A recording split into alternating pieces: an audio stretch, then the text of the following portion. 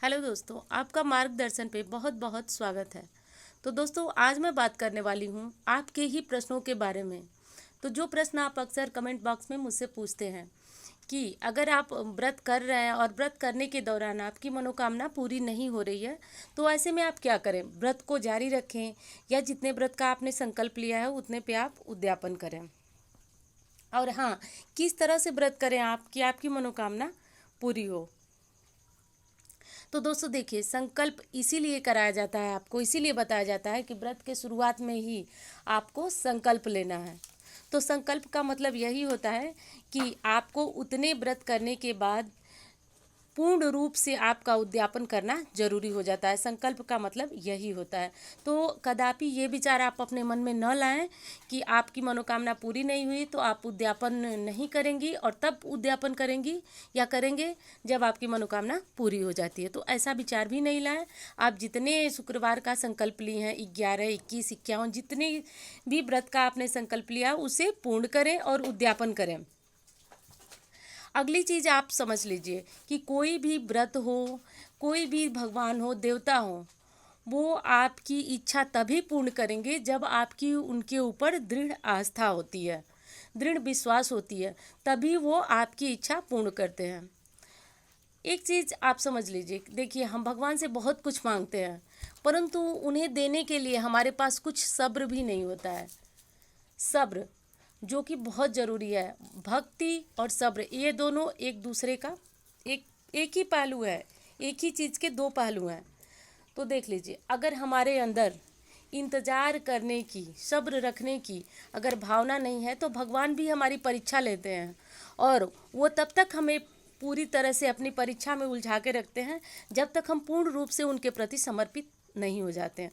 तो देखिए, ये कलयुग है और अर्थ प्रधान समाज है, या हमारी बहुत सारी मनोकामनाएं हैं जिनको पूर्ण करने के लिए हम ये व्रत रखते हैं। तो ऐसे में हमारी मनोकामना पूर्ण हो, इसके लिए सबसे ज़रूरी चीज़ जो है वो ये है कि आप व्रत को आजमाने के लिए कभी ना करें। आप ऐसा कुछ ना सोचें कि ये व्रत जो है, किसी की वीडियो आपने देखी, मेरी देखी, किसी की भी देखी, तो आपको ये लगा कि अरे इस व्रत को बताया गया है कि ये काफ़ी मनोकामना को पूर्ण करने में सहायक है, तो चलो इसको देख लेते हैं करके कि ऐसा होता है या नहीं।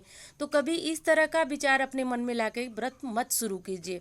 आप व्रत तभी शुरू कीजिए जब आपकी इच्छा हो, व्रत करने की इच्छा हो और आपकी आस्था हो माँ वैभव लक्ष्मी या किसी कोई अन्य व्रत की भी मैं बात कर रही हूँ कि अगर कोई भी किसी देवता के प्रति आपकी आस्था है तो आप व्रत तभी शुरू कीजिए जब आपके अंदर से आवाज़ आए कि नहीं, हमें व्रत रखना है, ये व्रत हमारे लिए ज़रूरी है, अंदर से आवाज़ आए, तभी आप जा कर के इस व्रत को शुरू कीजिए। तो दोस्तों, मनोकामना पूरी करने में ये चीज़ आपकी पूरी तरह से सहायक है। कभी भी इस व्रत को आजमाने के लिए या किसी के कहने पे दबाव के वशीभूत होकर के आप इस व्रत को शुरू न करें। आप तभी शुरू करें जब आपकी पूरी तरह से इच्छा हो। अगर आपको लगे कि नहीं, मैं ये व्रत करूँगी तो माता मेरी पुकार सुनेंगी और मेरी इच्छा ज़रूर पूर्ण करेंगी। और रही बात, मैं अपनी राय बता दूँ तो ये मेरे साथ तो पूरी तरह से अक्षर सह सत्य हुआ है कि जब जब मैंने ये व्रत किया है, माता ने मेरी पुकार सुनी है और मेरी मनोकामना पूर्ण की है। बशर्ते मैं आपको ये चीज़ बताना चाहूँगी कि मैंने पूरी तरह से आस्था और विश्वास के साथ ये व्रत किया है और जब जब किया है माँ ने मुझे मेरी झोली भरी है। कभी ऐसा नहीं हुआ है कि मैं निराश या खाली हुई हूँ। इसके बारे में अभी मैं बात करूँगी, पर ये बात आपको एक चीज़ और बता दूँ आपको कि देखिए, जब भी आप व्रत करें तो व्रत के पूरे नियम का आप पालन करें। ऐसा कुछ नहीं है कि आप कुछ व्रत मायके में कर रही हैं, कुछ ससुराल में कर रही हैं, कुछ कहीं और कर रही हैं। तो इस तरह की अगर छोटी बड़ी त्रुटियां आपसे होती हैं तो ये व्रत पूर्ण नहीं माना जाता है, अधूरा माना जाता है। तो जितनी भी सावधानियां बताई गई हैं, एक वीडियो मैंने इस पे स्पेशल बनाया है कि इस व्रत में क्या क्या सावधानियां आपको रखनी है। तो अगर आपने देखा है तो अच्छी बात है, नहीं देखा तो आप देख लीजिए कि कौन कौन सी सावधानियां रखना है। अगर कोई त्रुटिपूर्ण पूजा आप करते हैं तो भी आपका ये व्रत जो है वह पूर्ण नहीं माना जाता है। तो एक चीज़ आपको बता दिया मैंने कि आपको जितने व्रत का संकल्प है उतने पूर्ण करना है। अब अगली चीज़ ये है कि अगर आपने अच्छी तरह से व्रत रखा और आपकी मनोकामना फिर भी पूरी नहीं हो रही है, आपने एक बार आपने व्रत पूर्ण कर लिया, तो अब आप क्या करें? तो आप निराश हो जाते हैं, आप सोचते हैं कि मेरी मनोकामना तो पूरी नहीं होगी, अब मैं क्या करूं? तो दोस्तों, निराश होने की बात नहीं है। देखिए, मैं वही कुछ बता रही हूँ आपको जो मैंने खुद अपनी आंखों से देखा है और देखा है इस व्रत से लोगों को लाभान्वित होते हुए। वही चीज़ मैं आपके साथ बता रही हूँ। तो देखिए, आपको अब क्या करना है कि आपने मान लीजिए 21 व्रत की शुरू किया, 21 व्रत आपने किसी मनोकामना के लिए शुरू किया, व्रत का उद्यापन कर दिया। इसके उद्यापन के 3 महीने तक आपको कोई व्रत नहीं उठाना है और 3 महीने के बाद आप शुक्ल पक्ष के पहले शुक्रवार से आपको फिर जो मनोकामना आपकी पूरी नहीं हुई और जिसके लिए आपने पहले व्रत रखा था, उसके लिए आपको फिर से दोबारा व्रत रहना है। ध्यान रखिए, उसी मनोकामना के लिए, अगर आप चाहते हैं कि वो मनोकामना आपकी पूरी हो तो। और देखिए, ये आपको ऐसा 3 बार लगातार करना है। यानी आपने पहली बार किया, नहीं हुई, वैसे माता करें कि आपकी पहली बार में ही इच्छा पूर्ण हो जाए। परंतु कुछ लोग निराश होते हैं और कमेंट बॉक्स में लिखते हैं कि माँ कब मेरी मनोकामना पूरी होगी। तो निराश मत होइए दोस्तों, माँ पे भरोसा रखिए और अपनी भक्ति पे भरोसा रखिए, माँ आपकी ज़रूर सुनेंगे। तो ऐसा करते हुए 3 बार आप उद्यापन कीजिए।